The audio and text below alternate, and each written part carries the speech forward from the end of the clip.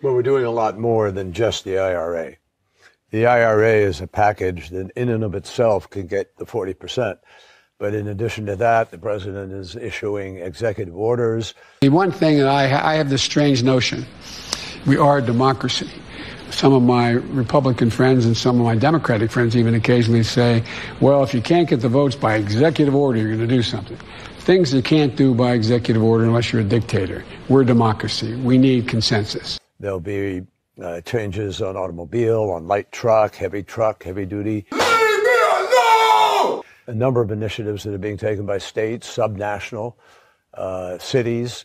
They really kept us in the game, frankly, during the Trump administration. Sea ice, which is melting at a rate that the Arctic Ocean now increasingly is exposed. In 5 years, scientists predict we will have the first ice-free Arctic summer. You recently switched, I read, from flying private to flying commercial. No, I didn't fly private while I was in this job.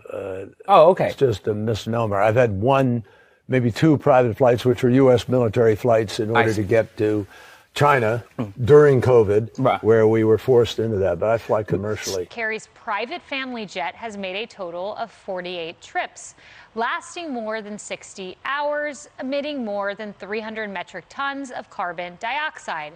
That is a lot. For perspective, the average carbon footprint for an American is 16 tons, not for their jet, for an American in a year annually. Private aviation is an example of something where people are starting to pay more attention, and but when people who go to Davos to talk about climate change fly private, it seems like they don't want to make. Well, they actually, I've talked to them about it. They offset. They buy offsets, they offset, and they are working harder than most people I know to be able to try to affect this transition. Right. First of all, we have to have the definition of reset correctly. Reset cannot mean, we can't think of it in terms of sort of pushing a button and going back to the way things were. And there are a lot of reasons for that. Most prominently that we're a long way off from being able to go back to any kind of normal. And the normal was a crisis. The normal was itself not working. And I think there's a massive movement now in this transition that is bigger than any one administration or one policy. And I don't think anybody in the future could get away with trying to reverse that. It's just not going to happen. Now, China is the largest deployer of solar panels.